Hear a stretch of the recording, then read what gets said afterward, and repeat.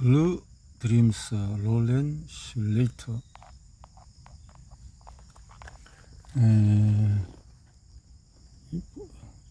블루라는 것은 푸른, 또 드림, 꿈, 푸른 꿈이라는 것은 뭔가 비전과 꿈을 갖고 세상을 좋은 세상으로 만들어 보자, 이런 뜻인데, 정신병원에 들어가다 정신병원에 대한 그런 이야기들을 통해서 이 정신병원 생활을 했던 저자가 치유를 받아서 수기식으로 쓰게 된 것인데, 저자는 또 실력 있는 또 의사이고 학자이고 그렇네요. 보니까 정신병원에 들어갔다 항구토제로 북미에 건너온 소라지는 빠른 속도로 정신의학계에 진출했다. 프랑스에 이어서 미국에서도 발표된 연구 결과들 덕분이었다. 초기에는 정신분석가와 기업 이후 반발에 밀려서 주로 주류 정신병원에서 유통이 되었고, 이렇게 해서 정신과 의사 한 명당 165명의 환자를 돌봐야 했다.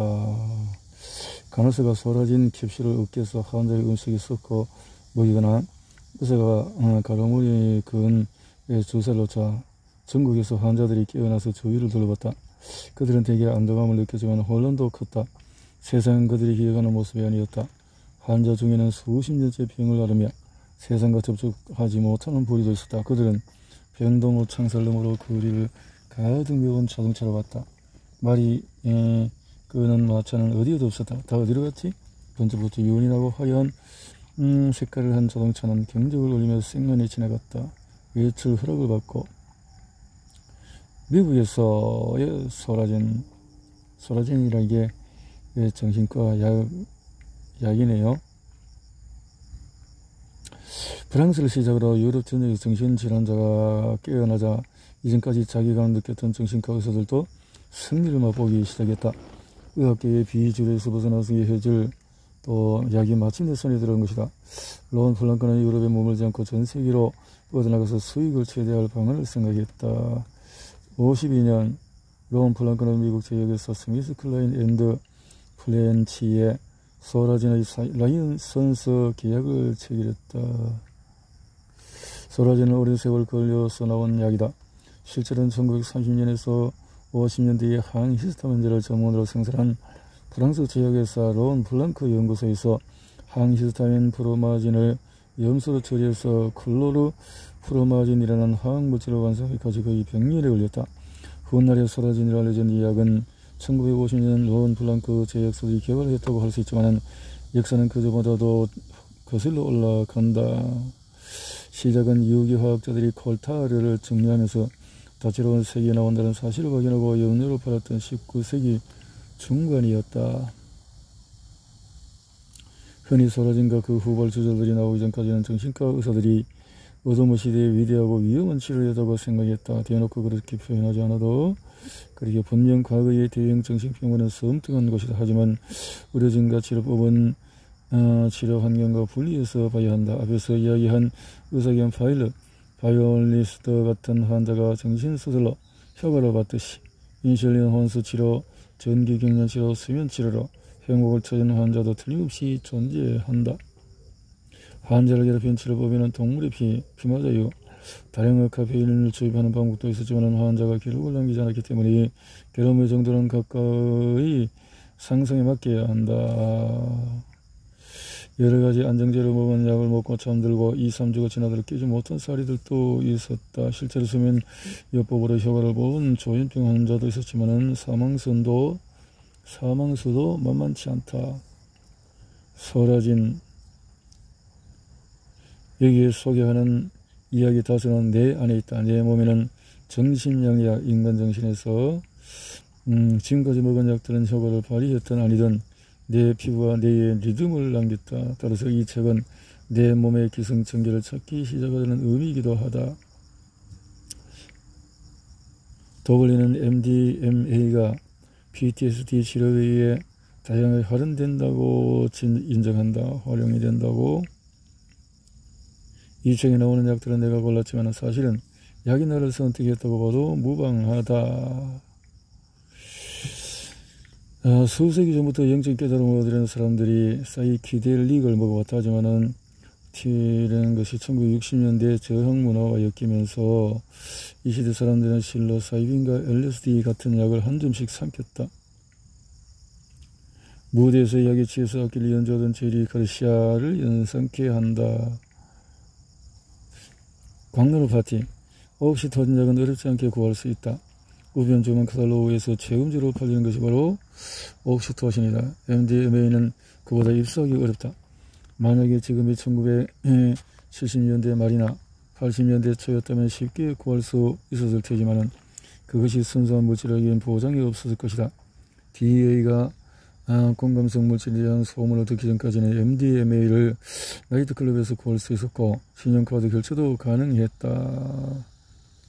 마침내 끝나거나 마약과의 전쟁. 최근 다양한 분야의 연구자들이 사이키델릭을 소환하고 있다. 하지만 마약과의 전쟁 이후에 사이키델릭을 찾아보기 힘든 세계를 사는 우리로서는 1950에서 70년대의 사이키델릭을 구하기가 얼마나 쉬웠을지도 짐작되지 않는다. 넘쳐든 사이키델릭은 실험실에서 나와 격동기를 겪고 있던 문화의 한복판으로 들어갔다. 생활 양식의 일부가 되었다. 엑스터시 MDMA 부부를 위한 약이다. 마약과의 전쟁이 드디어 끝나고 최근에야 뚜껑이 열려서 닉슨 정부가 사이키델릭을 연구해서 브레이크를 건 후로 거의 50년이 지났다. MDMA 버섯을 먹은 후에 짙은 어둠 속에서 각자의 매트에 누웠다. 이 세계와 문화에서는 그들이 알던 모든 것이 사라져 있었다. 진주 기하학적인 화려한 기하학적인 형태가 계속해서 흐르더니 궁전이 나타났다. 한각제와 정신성 실로사이빈이 정신에 미치는 역할을 다룬 연구 중에는 아마도 성금열 실험이 가장 유명할 것이다. LSD 프로젝트를 이끈 이들은 성금열 예비에 참석하기 전 흰가루 얻은 캡슐을 받았다. 알약 10개는 실로사이빈이 10개는 얼굴을 바라보게 만드는 활성 속임약인 니코틴선이 들어있었다. 죽음을 위한 마취제? 하지만 빈센트가 희망을 완전히 포기하려는 찰나 새로운 희망이 찾아왔다. 존스 홉킨대 행동생물학과 교수이자 정신학자인 롤러드 그리피스가 어떤 음식을 실험하고 있었기 때문이다. 그리피스는 죽음에 대한 두려움을 줄이기 위해서 말기암 환자 51명에게 마술버섯이라고 불리는 활성성분 실로사이빈을 줬다. 환각을 유발하는 실로사이빈과 LSD는 사이키델릭으로 분류된다. 소라제는 리튬, 또 삼원계 항우울제, 또 MAOASSRI 같은 향정신제와 반디 역할을 하는 약이다. 향은 정신에는 저 사람의 기분이라는 기능을 일하는 것이지만 약은 발견이 아니라 재발견될 것이다. 정신과 약의 역사와 미래에 대해서 탐구하다. 미국인 5명 중에서 1명은 정신과 약을 처방받고 실제로 먹고 있다. 베스트셀러 스키너 심리상자 열기를 쓰는 로렌 슬레이트도 그 중에 한 명이다. 그녀가 35년 동안 복용한 약 중에서 몇몇은 기적같은 효과를 보았지만 대부분의 효과가 미비하거나 식은땀이 나고 마침내 올바른 행동할 수 있게 된 우리는 그러기 위해서 약에 취할지도 모르겠다. 그렇지만 나는 우리가 초기와 치료제를 발견한 사람들까지 잊지 않았으면 한다. 실로사이빈 마술버섯 신의 설정 내 신부 자국설 리모코를 진 사람. 나는 정신양약의 다음 황금기가 사이키델릭과 함께 찾아올 것이라고 본다. 약은 발견이 아니라 재발견될 것이다. 더없이 순수하고 강력한 약은 우리가 현실이라 부르는 얇은 합판을 부수고 우리에게 잊지 못할 쇼를 보여줄 것이다. 사이키델릭은 현재 사용하는 약보다 더 강력한 힘으로 수많은 정신장애를 치료할 것이고 이상하다고 생각했지만 사이키델릭을 통해 우리는 정신분석학의 아버지와 다시 만날 것이다. 프로이트는 사람 의식이 병을 치료할 수 있는 수단이라고 믿었다. 사람 의식이 새롭지만 한편으로 오래된 약이 사이키델릭은 우주 구성원으로서 기억이 좋아지는 약, 순백의 정신, 뇌를 씻다. 그러니 실험실로 돌아가서 섹터가 수년 동안 조사한 PKMZ의 역할을 알아보자.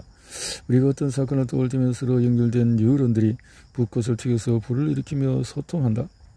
청각과 관련된 기억은 뇌의 청각 영역에 있는 뉴런에 저장이 된다. 마찬가지로 후각과 관련된 기억은 뇌의 후각 영역의 뉴런에 저장한다.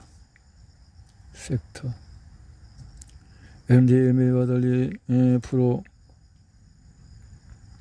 프라놀롤은 평화와 사랑의 감정을 증진하는 호르몬은 옥시토신 수치를 높이지 않는다. 그보다는 아드레날린을 억제해서 트라우마 생존자의 기억을 덜 두렵게 만들어준다. 2011년 브리네는 트라우마 환자 19명에게 프로프라놀을 주고 약을 먹기 전에 트라우마를 상세히 묘사하는 글을 써달라고. 발현약과 분홍약, 속임약의 기능은 형태에도 영향을 미친다.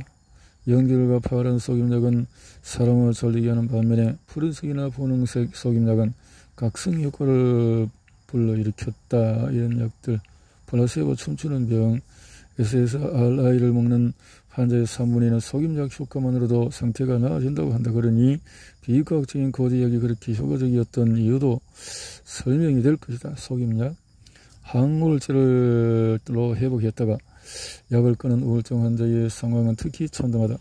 무수한 연구가 항우울제를 먹다가 끊을 경우에 18개월 안에 우울증이 재발할 확률이 50에서 70%라고 증명한다. 어디를 봐도 같은 이야기를 한다. 정신과 약의 화학적인 불균형을 바로잡지 않는다면 어떤 방법으로 우리 뇌에 도움을 줄 수 있을까? 한 연구는 항우울제가 신경전달 물질 수치를 즉각 높이지만 실제 효과를 보이기까지는 몇 주 동안 걸리는 현상이 항우울제의 유해성이 아닌 신경 영양성을 보여주는 증거라고 했다. 나도 리버만 같은 정신의학자의 말이 옳다고 생각하고 싶다. 정신의학이 활발하고 지적으로 정직한 분야이기 바란다. 매일 정신과 약을 여러 개 삼키는 사람으로서 하는 말이다. 나는 25살로부터 세로토닌 촉진제를 먹었고 그 전에는 4만 개의 항우울제를 6년간 먹었다. 현재는 54살이다. 그렇다면 35년 동안의 정신과 약으로 뇌를 달린 셈이다. 하지만 약을 먹어서 나아졌다고 자신있게 말하지는 못한다. 좋기도 하고 나쁘기도 하니까. SSRI를 먹기 전에는 이미 무엇을 먹었다.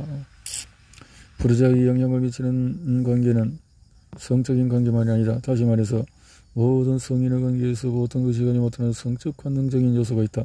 이 요소는 두 사람의 관계에 에너지를 더하고 시너지 효과를 맡는다. 사람을 손이 닿으면 몸과 뇌에서 옥시토신 분비가 활발해진다는 연구도 있다. 일명 사랑 호르몬이라고 불리는 옥시토신은 반려동물로부터 사촌, 남편과 아내에 이르기까지 모든 관계 형성에 도움을 준다. 옥시토신은 낮은 세로토닌의 신화. 그러나 가장 중요한 질문에 대한 답은 나오지 않았다. 화학적인 치료제가 있는데도 우울증이 계속해서 증가하는 이유는 대체 뭐란 말인가? 정신양리학은 세로토닌 촉진제가 깨끗한 우울증 치료라고 찬양했다. 안전하고 효과도 뛰어나다고 했다. 그것은 모자라서 드디어서 인간의 절망을 치료할 과학과 노하우가 나왔다고 주장했다. 리버먼은 우리 의사들이 이제 진보적이 효과적인 뭔가를, 그러나 원래 정신적인 문제가 많았고 정신과 약을 여러 개 먹고 있던 베이커의 상태가 좋아질 리가 없었다. 1989년 8월 웨스 베이커가 정신과에서 부르작을 처방받을 때는 회사를 떠나고 1년이 지난 후 웨스 베이커가 갑자기 상태가 나빠졌다. 짜증이 늘고 몸을 가만히 두지 못했으며 편집증도 나타나고 웨스 베이커가 불안한 상태로 보이자 의사는 약을 그만 먹으라고 했지만 베이커는 싫다고 고집했다. 약을 먹으면서 기억력이 좋아졌다고 믿었기 때문에 뭘 기억하는데요? 우선 알고 싶었다. 베이커는 프로작을 먹고부터 스탠더드 그래비어 현장 감독이 다른 직원들 앞에서 구강 선교를 강요한 기억이 떠올랐다고 믿었다. 기억? 건강한 성욕을 가진 여성은 다양한 파트너를 찾는다. 그러다가 애정에 끌리는 능력이 활동돼서 파트너를 고른다. 피시와 톰슨은 여성이 궁극적으로 한 사람에게 집중함으로써 짝짓기 시간과 대사 에너지를 아낀다고 설명한다. 애착을 갖는 능력이 발동되면 관계를 오래 유지할 수가 있다. 이성적인 관계 유지에 관한 부모로서의 임무를 완수할 때까지다. 그러나 피시와 톰슨은 부르작을 비롯한 세로토닌 촉진제가 끌림, 구애, 짝짓기, 심지어는 양육의 기질을 이루는 신경기질에 깊은 상처를 입는다고 주장을 한다. 뇌를 fMRI 스캔해보니까 연애 감정 이런 것이 영향을 받는다는 것이 증명이 되어졌다. 파트너와 유대가 보자가면 아이를 키우는 초기 어려움을 극복하기 위해 줄 안정감과 신뢰감도 없어지기 때문이다. 연구 결과 여성은 신체가 대칭인 남성과 관계를 했을 때 오르가즘을 더 많이 느낀다고 한다. 겉으로 드러나는 대칭은 대부가 편안하고 건강하다는 표시이기 때문이다. 따라서 오르가즘을 느낄 줄 아는 여성은 남성의 대칭에 자연히 이끌리지만 성욕이 저하된 여성은 성적으로 명인과 다름이 없다. 도파민 시스템이 둔감해지고 세로토닌이 급증하며 좋은 남편감을 알려주는 중요한 흐름을 놓치고 만다. 프로작은 성욕을 꺾는 약이다. 그래서 정신과에서도 감각적으로 자위를 하는 사람, 성욕이 너무 강한 사람, 섹스 중독으로 삶이 피폐해진 사람을 치료할 때 프로작을 자주 쓴다. 내가 매월 검진을 받으러 갔던 매사추세츠주 벨몬트의 맥린 병원에서는 정신과 의사 마틴 카프카가 섹스에 중독된 남성을 치료하는 진료소가 따로 있었다. 사랑에 빠지지 못한 사람, 프로작을 먹는 환자 대다수는 남성이 아닌 여성이다. 통계를 정리한 질병통제예방센터 연구진은 미국 여성이 항우울제를 섭취할 가능성이 남성에 비해 2.5배 높다고 추정한다. 여성의 23%가 항우울제를 먹고 있다. 만약에 항우울제가 75%까지 성기능장애를 일으킨다면 미국에는 최대 1,500만 명이라는 경이로운 수의 여성이 성욕이나 오르가즘을 느끼지 못한 채 생활하는 셈이다. 자, 도파민. 수성돌기를 타고 내려간 도파민은 축색돌기 흡수이 절대 끝나지 않는 집착의 권리에 갇힌다. 프로작을 다량 복용한 환자는 다수 파트너가 잠자리에 드는 것은 고사하고 발기 상태를 유지하기도 힘들어진다. 아예 발기가 안 될 수도 있다. 프로작과 유사 약물을 이렇게 활용하는 정신양약자는 카프만만이 아니다. 논문에서 과도한 자위, 패티시, 사자건을 많이 보는 강박증. 그럼에도 일부 연구자는 세로토닌 촉진제의 가지치기, 약효과의 핵심이라는 가설을 제기했다. 전대협은 더 높은 수준으로 인지적인 감정을 처리한다. 전대협은 그 사람의 도덕관념과 관련이 있고 타인을 비판하고 공감하는 능력도 여기서 나온다. 일부 프로작 환자는 감각이 무뎌지고 만세에 관심이 사라진다는 점에서 뇌엽 절제술을 받은 사람과 비슷하다. 뇌엽 절제술을 받은 사람, 존스 홉킨스의 연구에 23세 남성의 사례가 나온다. 강박 환자였던 남성은 프로작을 100mg 복용, 무감각, 볼로를 비롯한 많은 환자가 성감만 묻어지는 데 그치지 않는다. 프로작을 먹은 후 신경 쓰이는 일도 많이 줄었어요. 곡태팔 프로펜이 된 느낌이라니까요. 예전에는 딱 달라붙었던 것이 이제는 그냥 떨어져요. 전보다 깊이도 없어졌어요. 하지만 프로작을 먹으면 눈물이 사라져요. 극장에서 저만 빼고 다 훌쩍거리고 있었어요. 저는 그걸 그래서 뭐 부작용이라고 해요. 걱정도 되지만. 멜체의 연구는 세로토닌과 도파민의 상관관계를 확인했다. 실제로 프로작을 먹고 도파민 수치가 크게 떨어지는 환자가 있었다. 그 환자는 목이 붓고 경련을 일으켰으며 턱도 딱딱해졌다. 걸음걸이가 불안정, 전부 심각한 도파민 결핍이 원인으로 파킨슨 병의 증상과 비슷했다. 세로토닌 촉진제가 사라진 등 먼저 나온 향정신제처럼 뇌에서 도파민을 고갈시킨다고 했다. 사소한 성형 문제. 일라일릴리 영업팀은 프로작의 증상을 빠르게 없애주는 깨끗한 약이라고 광고했다. 볼로의 경우에 증상은 비교적 빠르게 사라졌다. 하지만 초기 항우울제 부작용처럼 입이 마르거나 시야가 흐릿해지지 않아도 다른 부작용이 나타나기 시작했다. 성욕이 사라졌고 약을 처방하는 사람 환자의 설명과 증상이 1950년 처음으로 출간된 DSM은 정신의학계의 성경이라고 불리는 책이다. 52년 최초의 DSM에는 진단명이 106개였지만 2015년 개정판은 300개가 넘었다. 진단명이. 지금도 기억이 생생하다. 나는 20대 중반의 작은 지역정신건강센터에서 SPMI, 그러니까 중증만성 정신질환 환자들을 관리하고 있었다.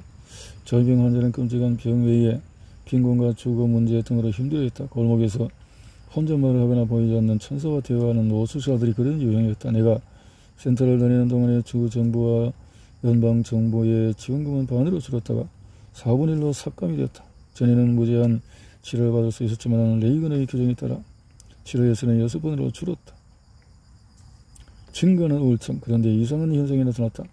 후르작이 정말 우울증을 치료한다면 출시와 동시에 우울증 환자 수가 급격히 늘어난 이유는 뭘까? 계력약이 발견되었을 때 계력 발병률이 뚝 떨어졌고 나중에는 계력이라는 병 자체가 사라졌다. 항생제가 나왔을 때는 감염으로 인한 사망률이 줄었다. 예방주사나 홍역과 파성물 같은 몹쓸 병을 전멸시켰다. 뭐든 치료되는 것과 분명하고 확실하게 더 건강한 사회를 만들었다. 그런데 후르작은 반대였다. 후르작이 등장하면서 사회는 병들어갔다.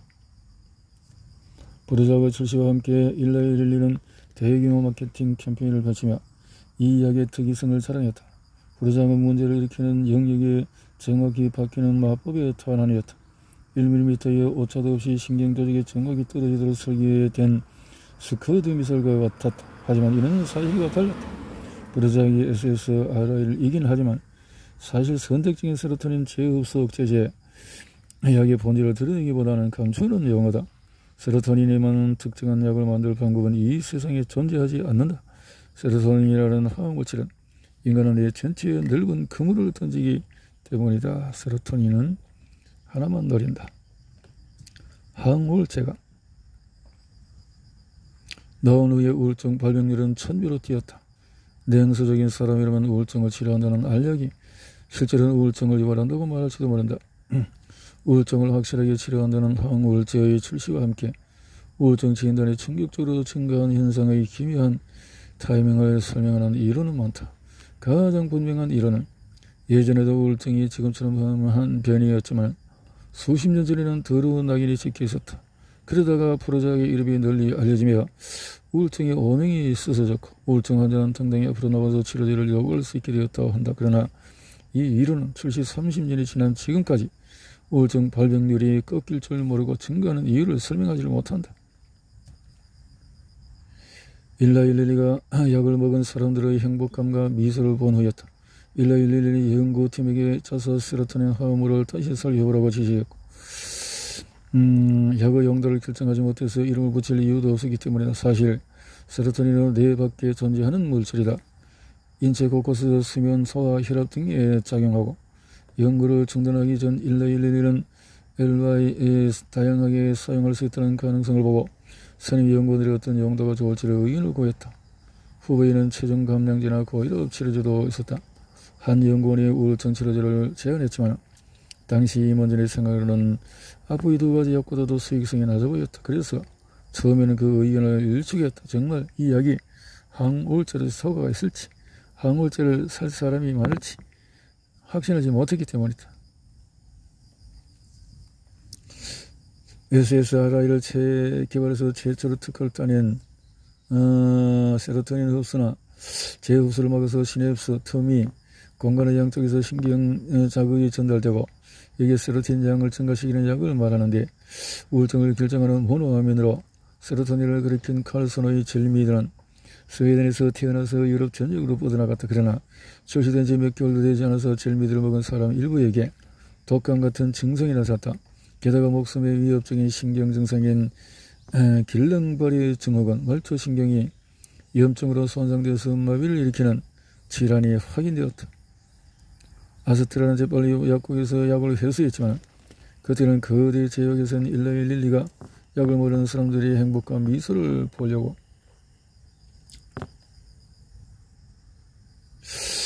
그러다가 젤미드가 등장하면서 세로토닌에 작용하는 약이 실제로 사람의 기분을 개선하고 조절하는 사실을 증명했다.